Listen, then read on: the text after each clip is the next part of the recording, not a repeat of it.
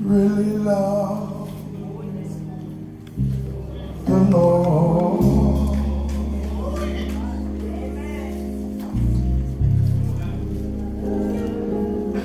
I really I love the Lord.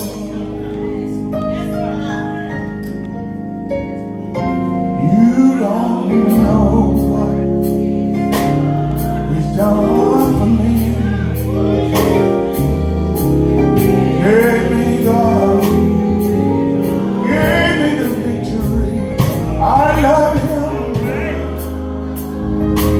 I love Him.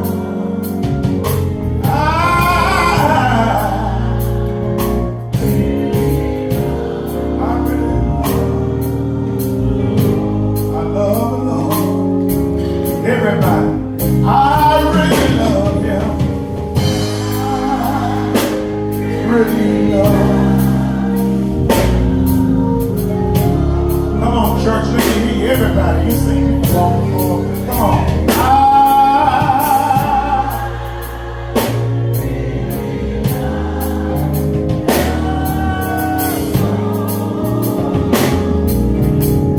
You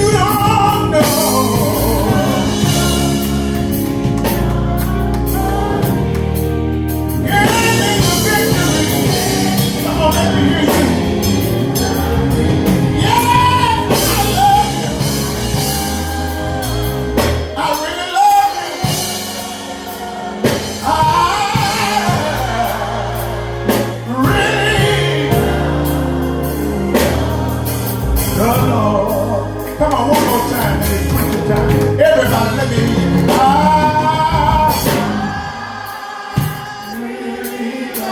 Come on, let me hear you. All right. Oh, I really love the Lord. Oh, you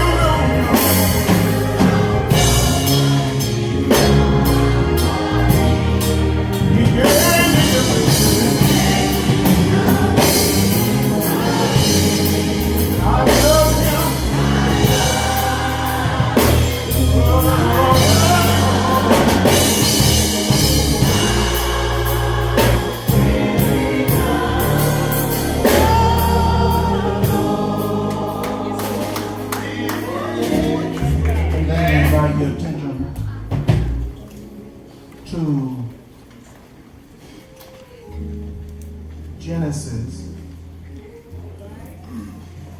Genesis chapter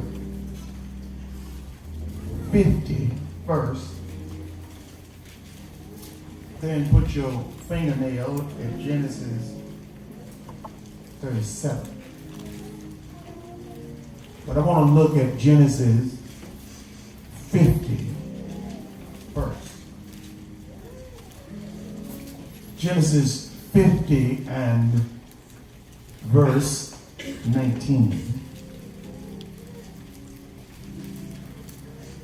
Are you ready? Yes, sir. Genesis 50 verse 19 and then Genesis 37 verse 18.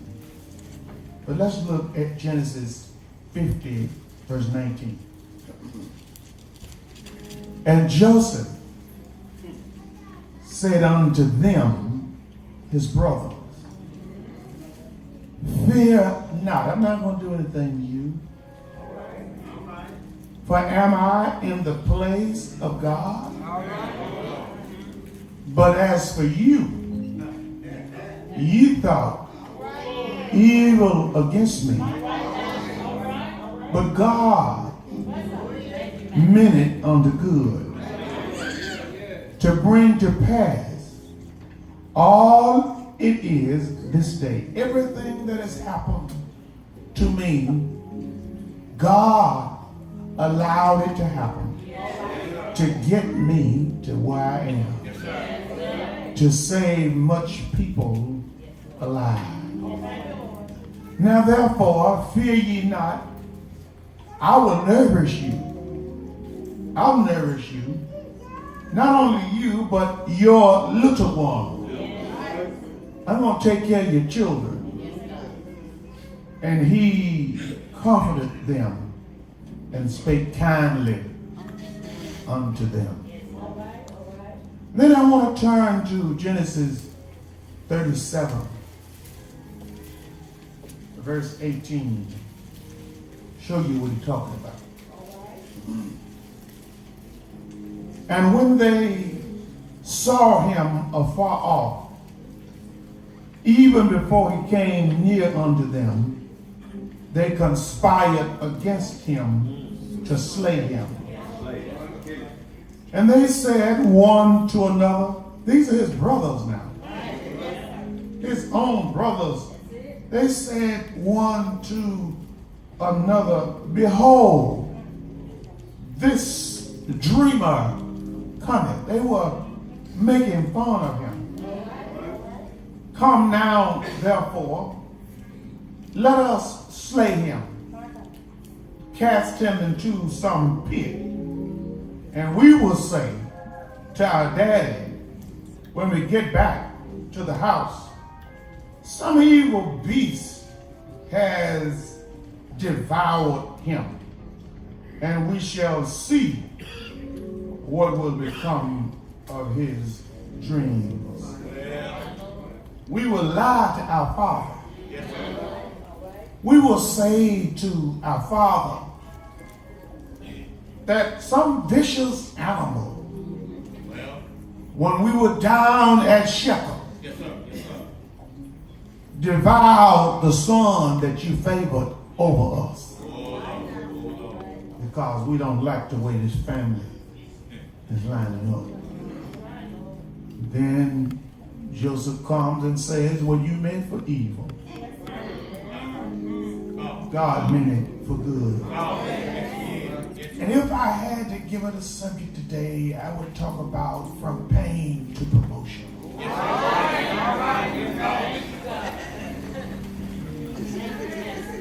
Thank you, ushers. Let me publicly thank Minister Moore for his good preaching on last Sunday. I'm glad he saved some room so that I could come home. Amen. Let me say to you this morning that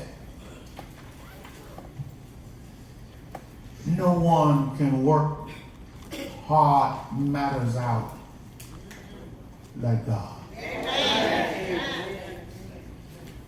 If you would allow me just a few moments, it's good to see Mary here today. Amen. My other cake baker down from South Mississippi. Let me say, you would allow me a few moments. I want to discuss in closing Genesis 50. Because Genesis 50 deals with the fact that what Joseph dreamed became a reality. So let me say to you this morning, don't let anybody water down your dream. Don't let anyone take the joy from your dream. 1/4 of the book of Genesis is taken up with this man named Joseph. Genesis 50 deals with the fact that Joseph has reached that place that God showed him in his dream. But before you can get to your high place, you have to go through your low spot before you can get to your high places. You got to get to and through your low spots. I want everybody to pay me attention. I want you to pay me attention. Before you can get to your high places, you have to go through the low. Don't assume that people have reached where they are, especially those that you look up to so well. No one has gotten to the level that they're on without a story. And we would poll this audience today. Every person here this morning got a story. All right. And some of us don't want to tell it because it's an embarrassing story. Some don't want to discuss it because of the memories from the story. But all of us have a story. The story of Joseph is one of the greatest dramas in the Bible. He is the most Christ-like. Herb, open your paper. What have you writing? Hurry up. He is one of the most Christ-like men in the Old Testament. All right. One of the most Christ-like men. And according to Genesis 37, he was a young man, 17 at this time. In Genesis 37, favored by his father. All right. Father named Jacob. Yes. Father called Israel. And his father Jacob had 12 sons. Yes, that's right. But some theologians have suggested that because of his favor and his favoritism toward Joseph, it caused feuding within the family. All right. You know, say everybody got a favorite child. And you can deny it. You can dance around it. You can avoid it. But having a favorite child doesn't mean that you love one more than the other. All right. Amen. Many times your favorite child is that child that you see more of you in, or that child that you can rely on to get things done. Because if you have multiple children, more than likely you got a sorry one in the bunch. And you have one that you have to pacify a little more than you do the other. And, so, you know, you got to just accept it as it is. But you got to watch how you handle your multiple children. All right. Because when you display favoritism toward one, I've seen it so that child that you give your most attention to would be that child that you have to go down and see downtown. So you have to be that guy. Jacob made Joseph, Genesis 37 verse 2, at age 17, he made him superior. He made him the overseer. Then he had Joseph to be the snitch. Bring back reports from what the other brothers were doing. And to bring back reports. And one of the reasons some suggested that he's the favorite child is because he was born to Jacob in his old age. Although he was young, Jacob had another son who was younger than Joseph, named Benjamin. But for whatever reason, Joseph was the son of Jacob. That was his favorite. He had by his wife, Rachel. Yes, sir. Yes, sir. Joseph was, from all indications, a godly son. All right. Genesis 37:3, Jacob gave Joseph a coat, gave him a robe of many colors, which is to insinuate that he gave him authority. All right. Are you with me? He gave him authority. He gave him his coat to represent that he would be the one that was in charge. And let me say to you this morning that even today, people are jealous and people are often upset because of the favor that's on your life. People are trying to figure out how you have what you have. How you going where you going. How you driving what you're driving.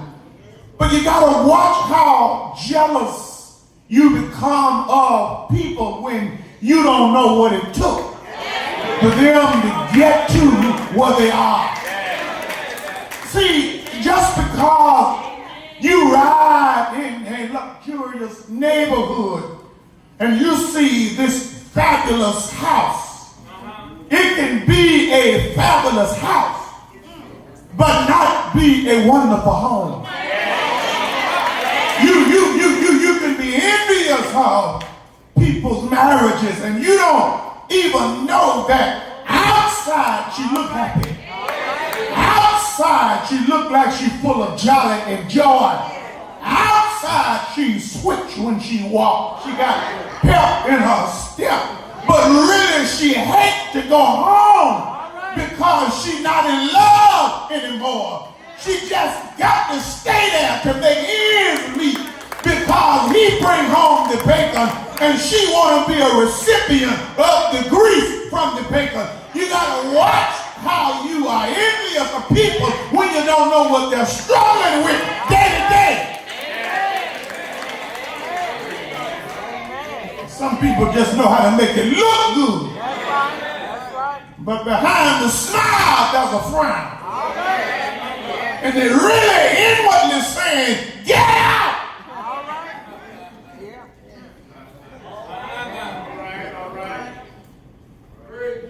So you got to watch. Being envious, jealous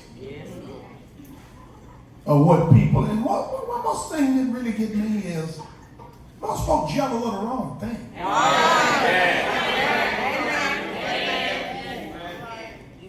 You're jealous of material stuff. Can I give you a deep word? You ready? I want you to be able to consume it. Here's the deep word. It's called debt. You crazy because you jealous of somebody else's.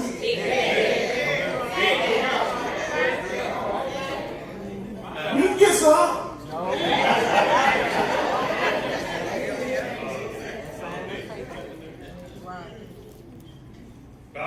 God grants favor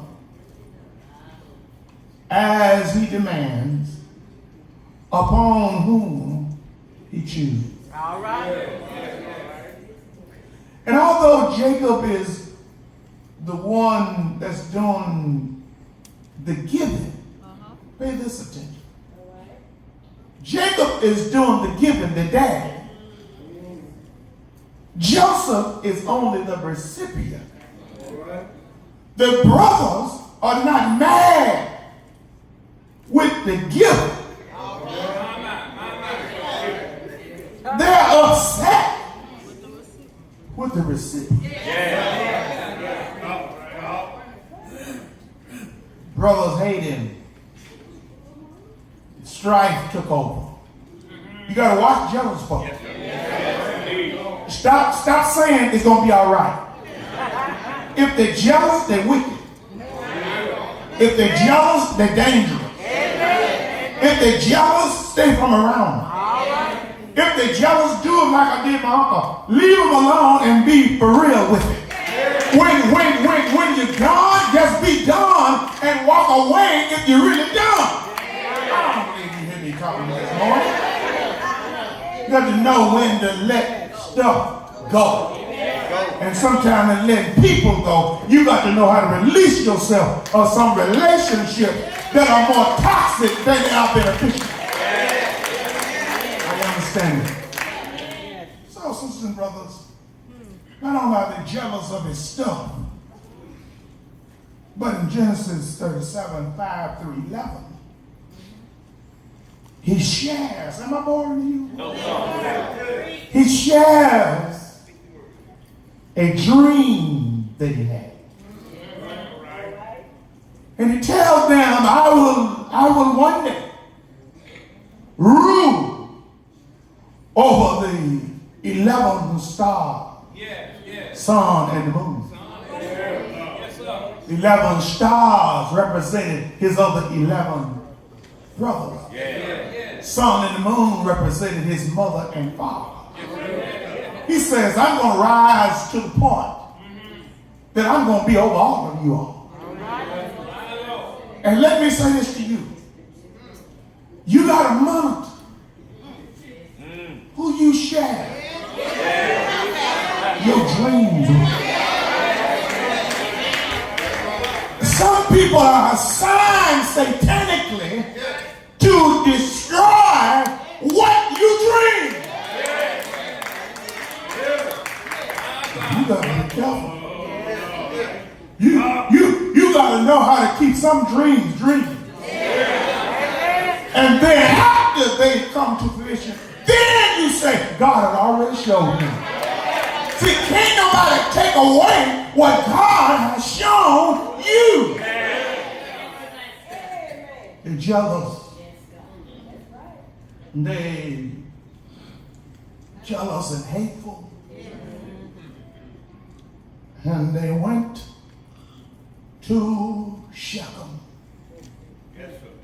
to take care of the flock. While Joseph is still back at the crib. Joseph is at the crib with Papa. And Papa says to Joseph, go down to Shechem. Check on those boys. He left from where he was, went to check on his brothers. And as he went to check on his brothers, his own brother saw him. See, when God's hand is on you, that's a glow that comes from you. I wish I had help it with me. I said, see, you don't have to walk around speaking in tongues. No, you don't. You don't have to do it. You don't have to walk around every word you say. There's a holy word. I'm not saying curse now, but you don't have to walk around. I'm saying sanctified, filled with the Holy Ghost fire. Every time somebody sees you don't have to have all that stuff on your voice, man. I don't want to call you and hear no scriptures. Don't make sense. It's crazy, okay? You just tell me you're not here, call you back, or do this, that. Stop leaving Bible verses on your voice, man. You sound like something mentally wrong with you. Because I know you're blessed if you live in it. And if you die in Christ, you're still blessed. You understand? You don't have to prove to folk through your voicemail how holy you are, how many scriptures you know, because for all we know, you got your Bible open while you're recording. Sorry, I'm not here, but Exodus says so and so. That don't prove that you know nothing because you know a verse or two. God is not impressed with how many scriptures we can quote or how big the the Bible, excuse my grammar, that we told. He's concerned about how we live. He's concerned with how we give. He's concerned with how we treat our fellow man, whether we like them or not.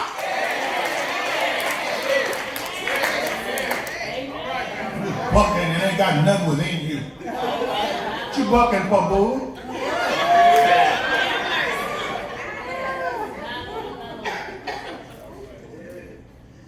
His brother.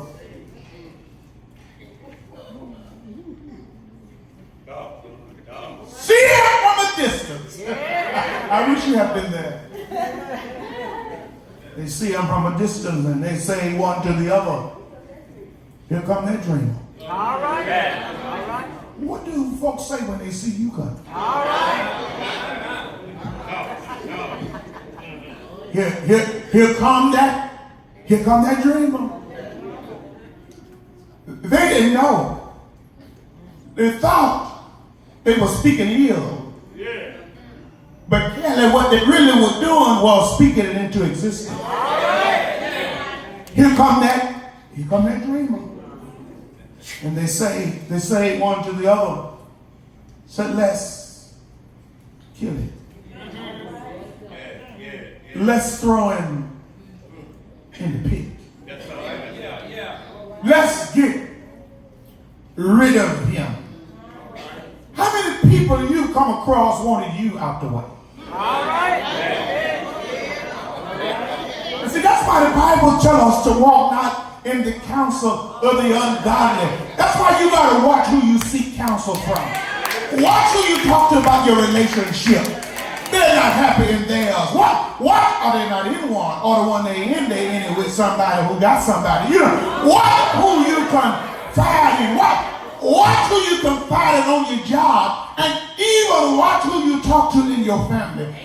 Your mother and father sometimes will even be against you. All right. I know that was heavy. It made your stomach drop. I understand. You're not gas, it just conviction. 37:19, they mocked him, suggested to kill him in verse 20. But Reuben, the oldest brother, see, God always got somebody. Reuben, the oldest brother. Reuben says, don't kill him. Just find a pit and throw him in the pit. And according to the scriptures and research of the text, Reuben wanted him thrown in the pit simply because Reuben was going to go back and get him out. But they said, let's throw him in the pit. Let's take his coat. Because in taking his coat, we feel that we can demolish his authority. But tell somebody, what I have don't make me great. Who I have is what makes me great. Who I have is what makes me who I am. I'm not who I am because of the stuff I have. I can lose my stuff and still be who I am. Because I'm connected to God. And because I'm God, I'm a royal priesthood. I am somebody. You don't have to walk around with your head hung down and your lip mighty low. You have to start encouraging yourself. I am somebody.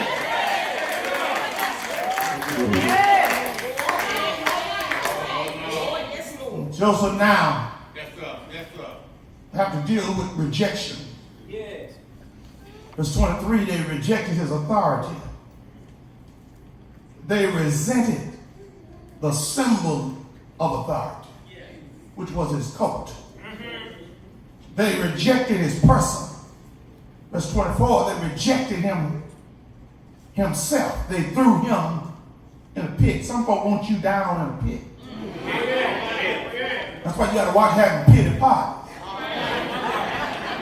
they rejected his plea and his cry.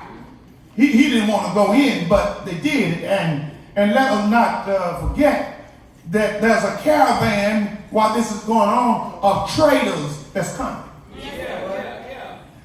See, the Ishmaelite and the Mennonites are getting ready and they're heading to Egypt for a trading. And so now, according to verse 28, verse 30, his brothers bargained with the traders and they sold him for 20 pieces of silver. Yes, sir. Yes, sir. So verse 31 through 32, they dipped Joseph's coat. Am I boring? I'm going to get to chapter 50. They dipped his coat in the blood from a goat. And they took his coat back to his daddy. Yes, sir. And when they got to Papa, when they got to Jacob, they said, look, a beast Yes, sir. came along and devoured your son. And they didn't know that God would soon reveal things. So that's why you got to be careful about how you mistreat folks. Yes, sir. Yes, sir. Because see, look, you don't know whose hand you're going to fall in. Here it is. Here it is. Joseph has a story because Joseph was taken to Egypt, sold to slavery to Potiphar. Ended up in Potiphar's house. He was the chief at Potiphar's house. He was a sexy man. So sexy that Potiphar's wife wanted to lay down with him. And as Potiphar's wife wanted to go and lay down with Joseph, Joseph said, no, God's hand is upon me. I'm not here for that kind of stuff. I'm here because a charge to keep I have. I have work I got to do. I have a responsibility. I owe too much to Mr. Potiphar, Mrs. Potiphar. I can't lay down with you. Your husband owned me. But one day, she caught him very close to her. And her husband was away. All right. And while her husband was away, she thought she would get him and rape him. She reached for Joseph, snatched Joseph's clothes, tore Joseph's clothes. Joseph's coat shirt was in her hand. And somebody walked in and she said, he tried to rape me. Mr. Potiphar got word that Joseph, the one that he favored, was trying to rape his wife, and he had him thrown into prison. But even in prison, he raised to the top. Oh, let me tell you one thing. When God's hand is on you, this don't mess you up. God will give you a promotion in a low place. When God's hand is on you, you can be broke and still see money on the way. When God's hand is on you, you can be down and still uplift yourself up. When God's hand is on your life, thank God for his mighty hand.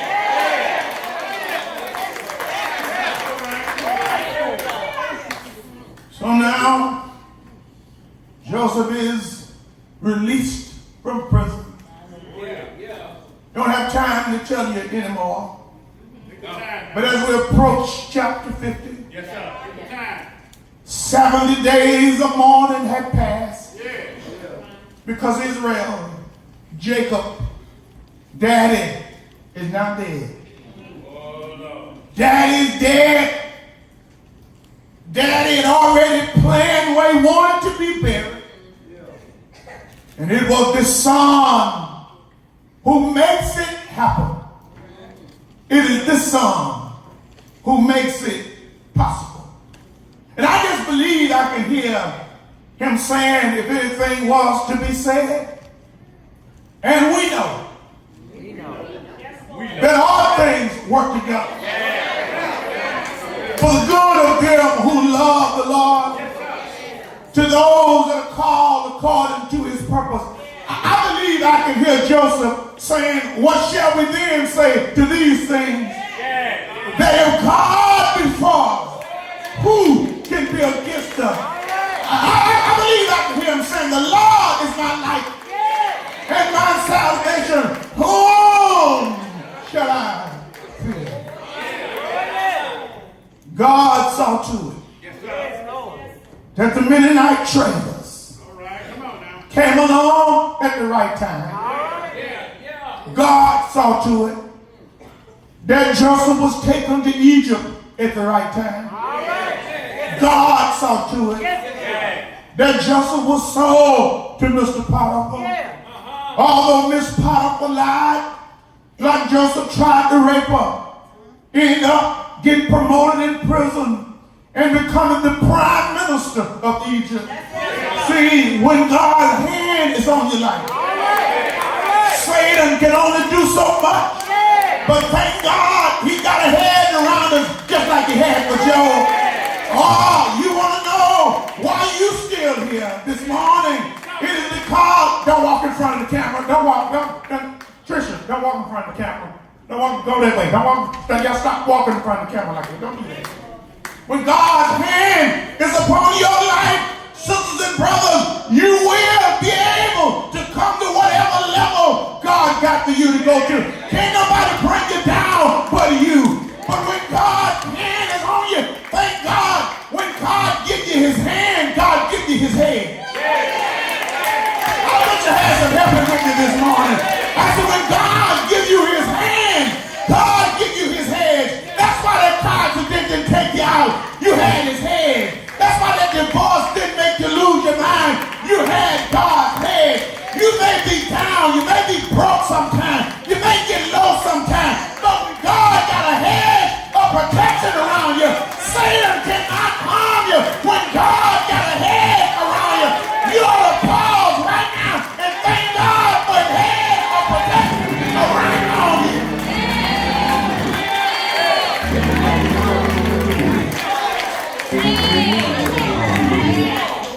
Now, in Genesis 50, father now dead, and the brothers afraid. That's why you got to be mindful. If you don't listen to nothing else I tell you the message, be mindful of how you treat people. Oh, you got to watch how you step on folk. You got to watch how you put your foot on folk. You got to watch. And when you put your foot on them, I mean your mouth too. You gotta watch what you say about people because you don't know who you'll need. You don't know who you will need, and you don't know who God will use because you can be up today and down this afternoon. I've seen it happen. You can be flying high, but I know some folks got a lot of money in the bank, but they don't have enough sense to spend it because they lost their mind. You got to be mindful of how you misuse folk and how you abuse folk because the person you use and you abuse just might be the one when your own family walk out on you. God will send a stranger your way to be a benefit to you. Be mindful.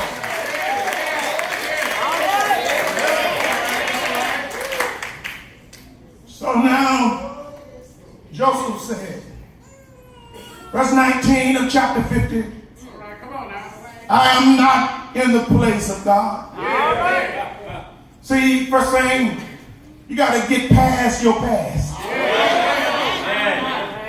If you heard me, let me say it again. For some of you asleep, some of you on your phone, on your watch, thinking about last night, tonight, or another night. But you got to get past your past. No, you still didn't catch it. This is not Snow Baptist Church. This is Unity. We don't want to call. You got to get past your past. I don't believe you caught it. You still didn't get it. You didn't get it. Let me put a $1,000 bill in front of you. You got to get past your past. See, you got to let go of what you won't let go Because you need to let go of what you won't let go. Because if you don't let go, it won't let you go. And you can never go and grow and glow if you don't let go of what you won't let go. You got to get past. Because see, you cannot go on until you let that go on. See, as long as you're holding on, you can't go on. And if you can't go on, give me $5 extra on this check for this. If you don't let go, you can't go on, then you can't grow on. And that's how you 60 and still hating for who hurt you when you were 20. Yeah. That's why you still holding your new group hostage for what the old group did. You got to learn to let stuff go.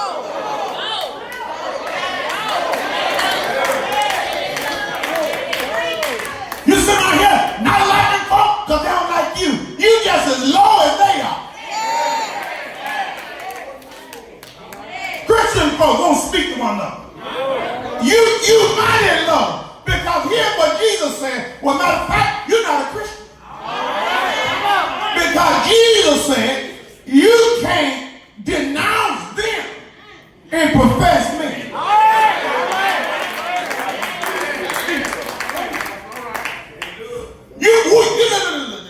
How can you hate your brother that you see every day?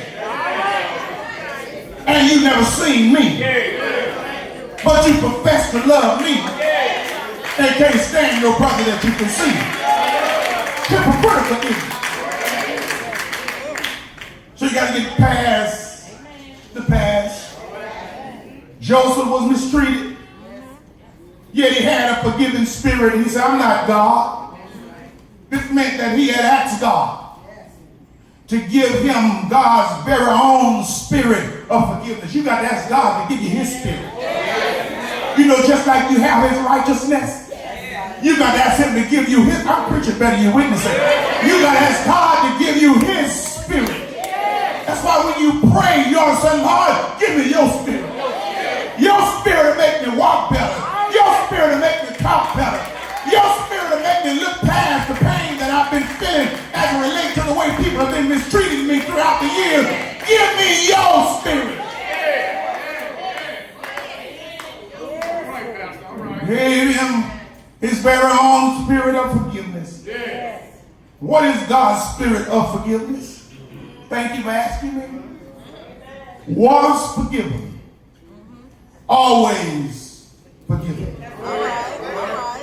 In fact, there is no other forgiveness. See, people say I can forgive, but I can't forget. That's not true. You pray hard enough, God will move all of that pain out of your mind. Or you still hurt because the first one hurt you. You never will be able to see what God really got for you for round 2. Because you're still caught up in round 1. But I dare you to give round 1 to God.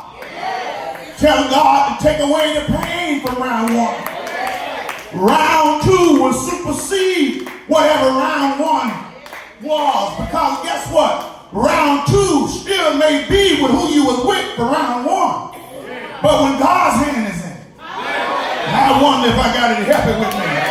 You don't know the ways of God. You don't know the thoughts of God. You don't know the plan that God has for you, said the Lord, Jeremiah 29:11. The thoughts that you would prosper, the thought that you would excel, the thought that you would go higher. Thank God for his spirit of forgiveness.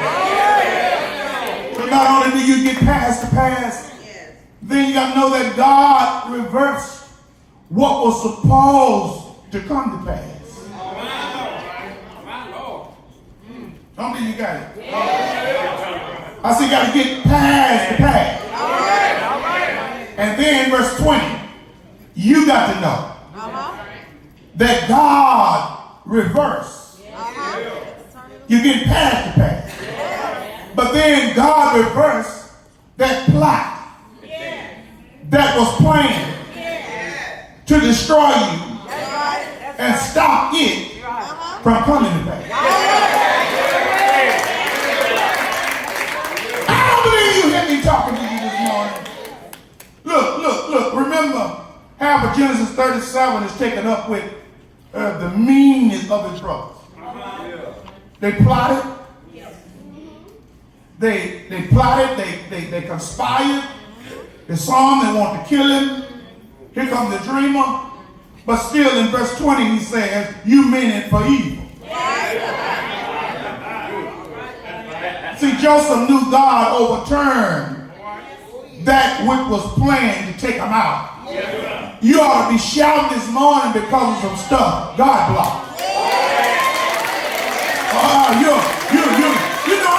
understand people. We come from oppression. We come from low places. We come from the gutter. We come from the valley. We come from the red light district. We come from hell, and we still live in hell. We got a hellish president, hellish Congress, hellish folk in our city government, hellish folk been in our church, hellish folk on the job, hellish folk in the neighborhood, and then you come to God's house and don't want to give God any glory, don't want to give God any praise, but you still here this morning, not because you look good, because you don't look as good as you think you look, but you here this morning because of some stuff that God has blocked on your behalf. You too were conspired against.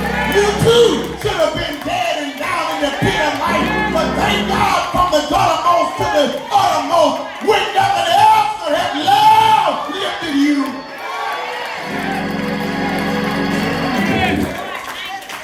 You meant it for evil, but God meant it for my good. Then the last thing, verse 21, he said to them, fear not.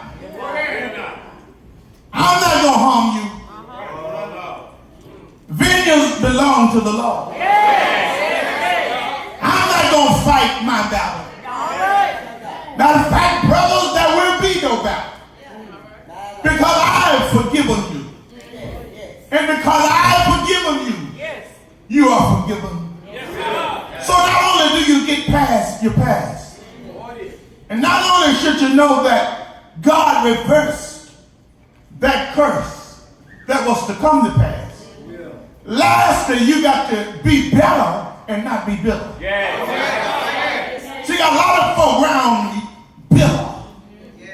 Bitter from stuff that happened when they was 12. And they 70.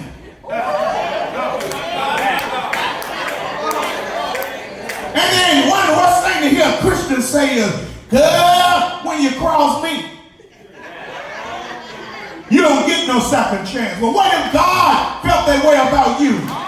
First time you messed up, what if God had to wipe you off the scene? But thank God, he's not a God of just a second chance, but he's a God of many chances. I can't count the amount of chances that God has given unto me. To be better and not be bitter. His brothers saw him, fell down on their knees before him. Joseph said, I don't need you to be my servants. I'm going to serve you. I'm going to feed you. See, you were jealous about my dream. But I'm going to show you how much God I got. I'm going to elevate you to where my dream that's coming to pass is not just beneficial to me, but it's going to be beneficial to you. And not only will it just be beneficial to you, but it's going to be beneficial to your children. See, that's why parents, you got to watch how you put your kids in your grown folk mess. Because you could be bringing about a curse on your children that they never asked for. That's why you got to always stay in a parent's place.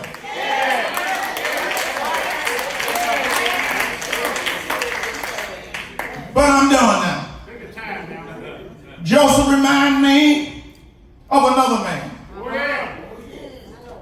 that was mistreated. He reminded me of another man. Not Saul. Not Cain. Not Absalom. Not Belshazzar. But the one that he reminded me of is one that's precious. One that's forgiving. One that's lowly, caring, and righteous. One that was submissive to the will of God. One that was holy and perfect. One that was gracious and honest. One that was compassionate and amazing. He reminded me of another man that was devoted, humble, and almighty. Matter of fact, he reminded me of one that was magnificent. The one that Joseph reminded me of was falsely accused by the priest. Bound by God. Beaten by his captain. Despised by the Pharisees. Hated by the Sadducees. The one that he reminded me of was also misunderstood by his own family. The one that Joseph reminded me of was wounded by our transgression. The one that he reminded me of was bruised for our iniquity. The one that he reminded me of was pierced for our guilt. Suffered for our shame. Beaten for our wrong. Most of all, crucified for our sin. The one that Joseph reminded me of, his name is Jesus. Died on a cross. Buried in a borrowed grave. Stayed there all night Friday night. But Sunday morning, he got up from the grave. Stood on resurrection power. Said, all power given unto me in heaven and in earth. The one that he reminded me of. Just as Joseph forgave his brothers, Jesus forgives all as well. So sisters and brothers, if you're going to go from pain to promotion, you got to get past your past. And you got to know who reversed what was supposed to come to pass. And then thank God for making you better and not allowing you to stay bitter. That's all I have for you today. The door of the church is open.